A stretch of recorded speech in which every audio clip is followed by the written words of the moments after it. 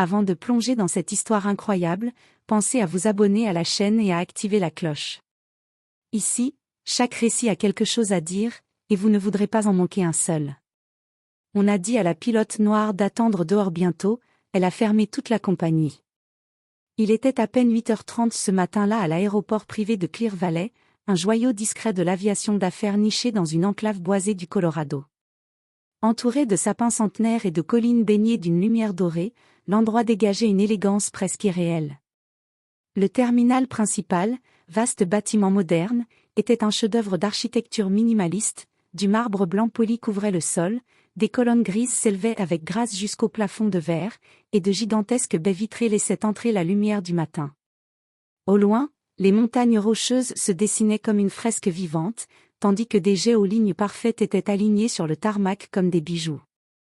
À l'intérieur, l'ambiance était feutrée, presque solennelle. Des hommes d'affaires en costume sur mesure, attachés caisse à la main, murmuraient dans leurs oreillettes. Une actrice hollywoodienne, dissimulée derrière de larges lunettes noires, sirotait un café en attendant son vol pour Cannes. Un ambassadeur européen, escorté par 2 agents discrets, saluait brièvement le personnel au sol. Tout ici respirait le pouvoir tranquille et la richesse silencieuse. Soudain, une voiture noire approcha dans un ronron électrique discret. Une Tesla Model X, dernier modèle, aux vitres teintées. Elle se gara devant l'entrée principale dans une fluidité calculée. La portière s'ouvrit. Et en descendit une femme. Noire. Élancée. Inébranlable. Elle portait un uniforme de pilote parfaitement taillé, bleu nuit avec des galons argentés. Ses cheveux tressés étaient réunis dans un chignon net à l'arrière de sa tête. Une montre d'aviation Breitling au poignet gauche. Dans sa main droite, un porte-documents en cuir siglé. Capitaine Naomi Delacroix. Son pas était souple mais ferme. Chaque geste respirait la discipline militaire, la maîtrise de soi. Ses yeux balayèrent l'entrée du terminal avec calme, comme si elle analysait silencieusement le terrain. Elle n'était pas impressionnée. Elle avait survolé des zones de guerre, traversé des orages à 40 000 pieds, négocié des contrats à plusieurs millions. Ce hall luxueux n'était qu'une autre escale sur son itinéraire de femme déterminée. Ancienne pilote de chasse, vétérane décorée de l'armée de l'air américaine, Naomi avait commencé sa carrière à bord de F-16 dans des opérations complexes. Elle avait affronté les regards sceptiques dans les académies militaires, les remarques condescendantes dans les cockpits, et les obstacles invisibles dans les hautes sphères de l'aviation. Mais elle n'avait jamais plié. Après avoir obtenu un double diplôme en ingénierie aéronautique et stratégie internationale au MIT, elle avait quitté l'armée avec un plan clair, créer la première compagnie aérienne privée de luxe dirigée par une femme noire. Et elle l'avait fait. Céleste Horizon était désormais un nom qui résonnait dans les cercles diplomatiques, dans les clubs de milliardaires, et même au sein de certaines délégations des Nations Unies. Sa flotte de jets, répartie sur 3 continents, transportait des chefs d'État, des PDG de la tech et des artistes mondialement connus. Ce matin-là, Naomi ne venait pas pour jouer un rôle symbolique. Elle venait piloter. Elle devait récupérer son jet personnel, un Gulfstream G650, l'un des avions privés les plus performants au monde, capable de traverser l'Atlantique en moins de 8 heures. À bord, un client diplomatique sensible, au responsable des relations bilatérales entre les États-Unis et la Suisse, attendait discrétion, ponctualité et professionnalisme. Et Naomi, comme toujours, était parfaitement prête. À peine eut-elle franchi les lourdes portes vitrées du terminal que la température sembla chuter de plusieurs degrés.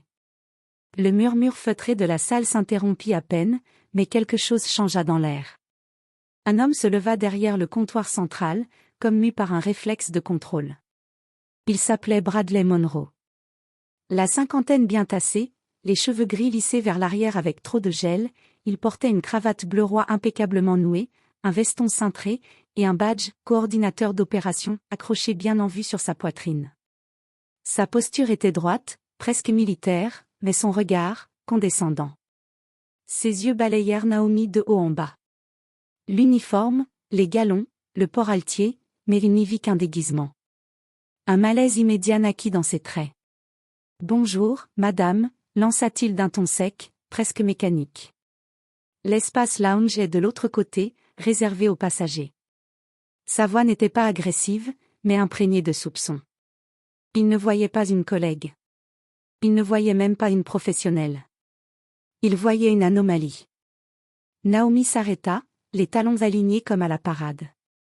Elle offrit un sourire poli, presque indulgent. Je ne suis pas passagère. Je suis la pilote du vol Gulfstream 23N à destination de Genève. Elle sortit calmement son badge, qu'elle tendit en gardant un contact visuel franc. Mais Bradley ne le regarda même pas. Il fronça les sourcils, croisa les bras. L'idée semblait l'amuser autant qu'elle le dérangeait. Écoutez, ce terminal est réservé aux équipages professionnels. Le vrai commandant ne devrait pas tarder. Vous pouvez patienter dehors, on l'appellera dès qu'il sera là. Ses mots étaient tranchants, son ton glacial, sa posture figée dans une autorité fragile. Derrière Naomi, un jeune steward blond qui avait assisté à la scène détourna les yeux, gêné. Il savait qui elle était.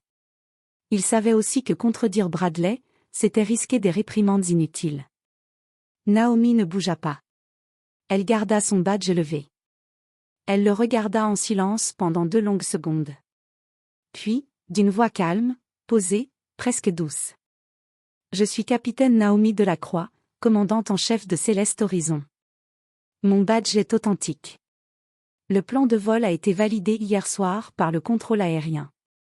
L'avion est prêt, les passagers VIP attendent. Vous me refusez l'accès à ma propre mission. Bradley blêmit légèrement, mais refusa de reculer. Il redressa le menton, augmentant légèrement le volume de sa voix pour impressionner les témoins, pour protéger sa façade. Madame, je ne vais pas répéter. Attendez dehors. C'est la dernière fois que je le dis. Ce n'était plus un malentendu. C'était une négation pure. Une mise à l'écart. Un refus d'accepter qu'une femme noire puisse porter l'uniforme de commandant avec légitimité. Naomi ne broncha pas. Pas un pli de son uniforme ne frémit. Elle recula d'un pas, lentement. Elle regarda autour d'elle. 3 employés au sol faisaient mine d'être occupés à leur tablette. Une femme d'affaires assise dans le lounge observait la scène en silence, sourcils froncés. Un agent de sécurité posté à l'entrée, bras croisés, fixait Naomi, attendant de voir si elle allait faire un scandale. Mais elle ne cria pas. Elle ne haussa pas le ton. Elle sortit simplement son téléphone de la poche intérieure de sa veste. Écran noir, code tapé rapidement. Elle appuya sur un nom dans ses favoris. Sophie, dit-elle à voix basse. Sa voix, pourtant douce, semblait traverser toute la pièce. C'est Naomi. Il va falloir enclencher le protocole de rupture. Immédiatement. Silence. Personne ne bougea. Mais quelque chose venait de basculer. 2 heures plus tard, le calme apparent de l'aéroport avait disparu. Au dernier étage du terminal, dans une salle de réunion vitrée surplombant le tarmac, l'atmosphère était électrique. Les rideaux étaient à moitié tirés pour masquer les regards indiscrets des employés qui faisaient semblant de nettoyer les baies vitrées, tout en espérant capter des bribes de ce qui allait être, sans doute, l'une des réunions les plus critiques de l'histoire du terminal de Clear Valley. Assis en bout de table, le directeur général, Matthew Roberts, un homme sec à la mâchoire serrée, feuilletait frénétiquement les documents imprimés en hâte. Sa cravate était desserrée, son front perlé de sueur. Il ne disait rien, mais ses yeux parcouraient les lignes rouges des emails sur sa tablette avec une nervosité palpable. « Vous plaisantez » murmura-t-il, la voix rauque. « Elle a rompu le contrat ? Avec effet immédiat ? » Pas seulement, monsieur, répondit Helen Grant, la directrice juridique du terminal, les mains tremblantes autour d'une tasse de café noir. Elle exige que tous les appareils de Céleste Horizon quittent les hangars d'ici 18 heures. Elle a également retiré l'accès de tous ses équipages à notre réseau interne. Matthew releva les yeux, incrédule. Elle ne peut pas faire ça. On a un préavis de rupture de 3 mois dans ce contrat. Hélène leva un sourcil. Pas en cas de manquement éthique ou de violation des clauses antidiscriminatoires. Ce protocole a été activé par elle et enregistré dans son appel téléphonique. Elle a les preuves. Il lâcha sa tablette sur la table. Une autre directrice, en charge des partenariats internationaux, intervint. Il y a pire, monsieur. Céleste Horizon représente 38,6% de notre chiffre d'affaires annuel. Si elle se retire, c'est une perte directe de plus de 19 millions de dollars par trimestre. Un silence de plomb s'abattit.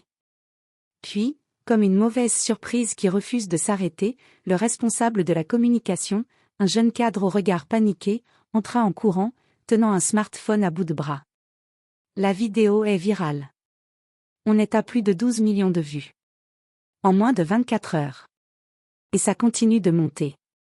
Il déposa le téléphone sur la table. Tous virent l'écran afficher un extrait de l'altercation filmée discrètement par le jeune Stewart, la scène entière, avec la voix sèche de Bradley qui lançait « Madame, attendez dehors. C'est la dernière fois que je le dis. » La vidéo s'arrêtait sur le visage impassible de Naomi, suivi de ces mots calmes mais glacials « Il va falloir enclencher le protocole de rupture. » L'extrait était repris par les chaînes d'information, les influenceurs, les journalistes spécialisés dans l'aviation, mais aussi les activistes pour la diversité. Le hashtag Capitaine Naomi montait en flèche sur X, anciennement Twitter, sur Instagram et sur LinkedIn. Des pilotes noirs, des femmes commandantes, des employés d'aéroports commençaient à publier leurs propres histoires, refus d'accès au cockpit, doutes systématiques, remarques innocentes mais toxiques. Une commandante haïtienne basée à Atlanta écrivait: « Combien de fois faudra-t-il qu'on prouve qu'on est là où on doit être ? Merci, capitaine Naomi. Vous nous ouvrez les cieux. » Un PDG afro-américain d'une compagnie de fret aérien postait: « J'ai traversé les mêmes silences. Cette vidéo m'a brisé. Et m'a rappelé pourquoi j'avais fondé ma propre flotte. » Une actrice oscarisée, suivie par 40 millions de personnes, repartagea la vidéo avec ces mots. Elle ne cria pas. Elle n'humilia personne.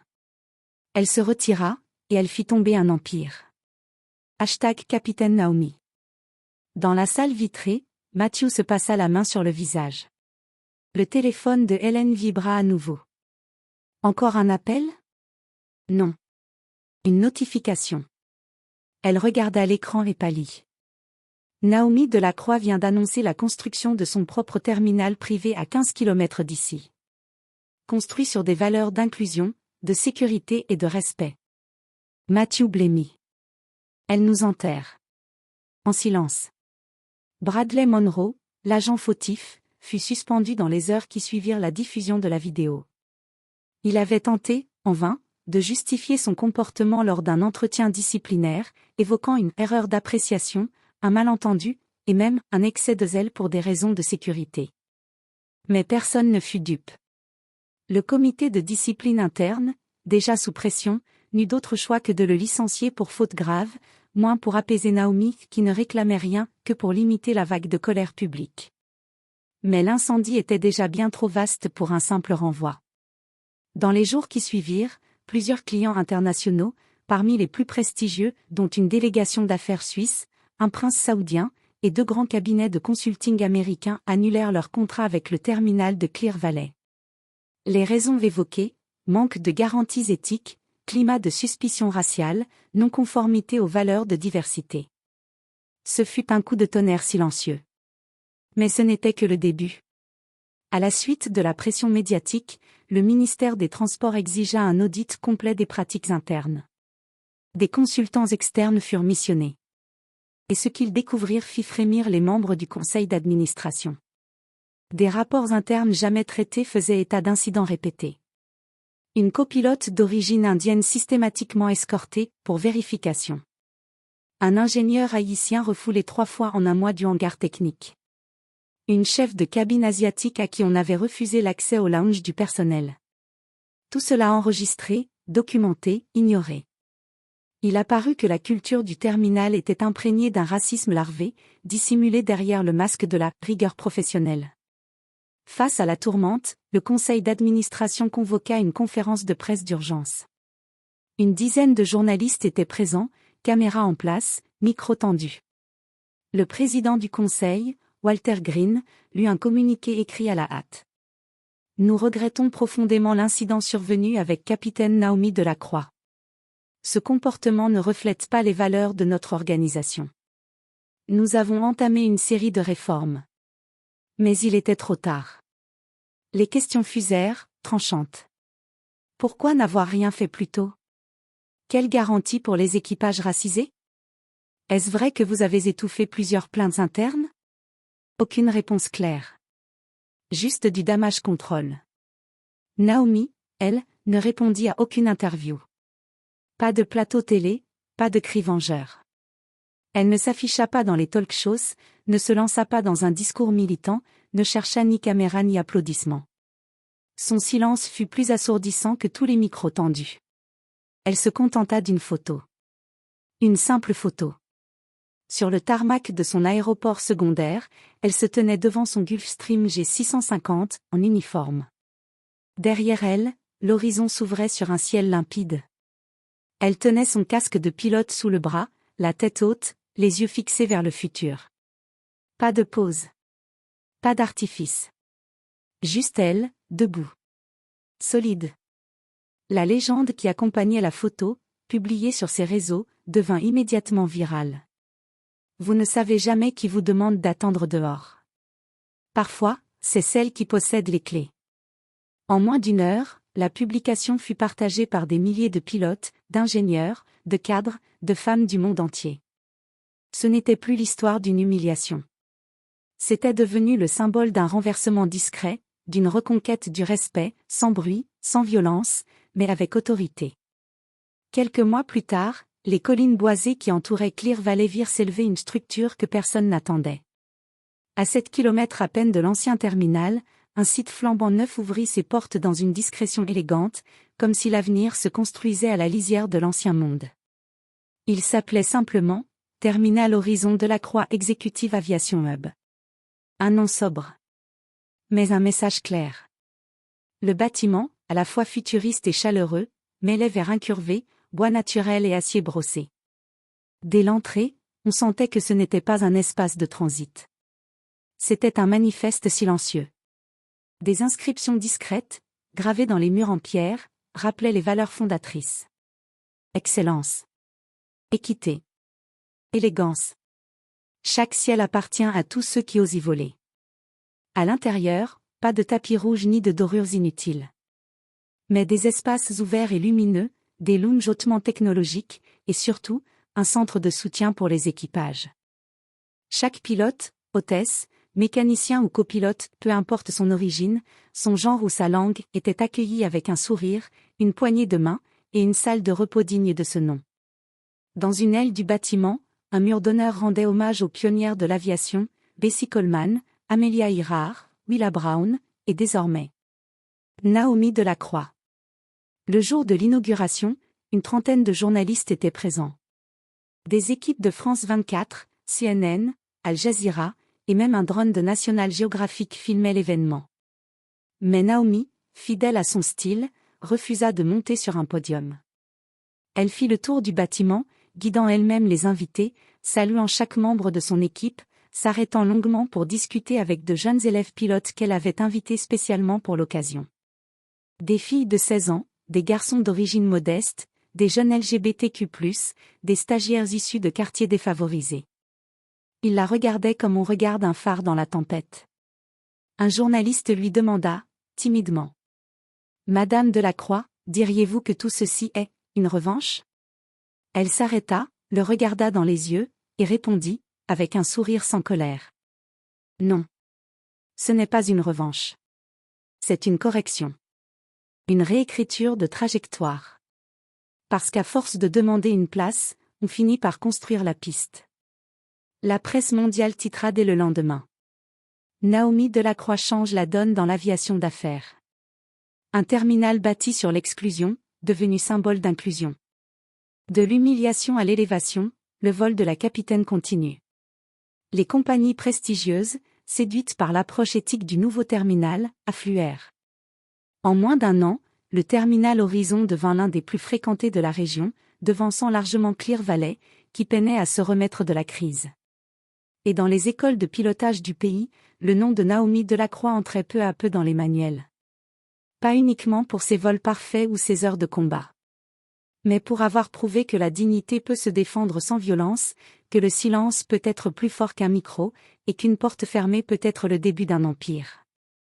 Naomi n'avait jamais rêvé de prouver quoi que ce soit. Elle voulait simplement voler. Diriger. Servir. Créer. Et quand on lui avait dit d'attendre dehors, elle avait répondu non pas par des cris, mais par une œuvre. Une infrastructure. Un héritage. Car parfois, il suffit d'un refus pour déclencher une révolution tranquille. Et parfois, celle à qui l'on ferme la porte, possède déjà les clés du ciel.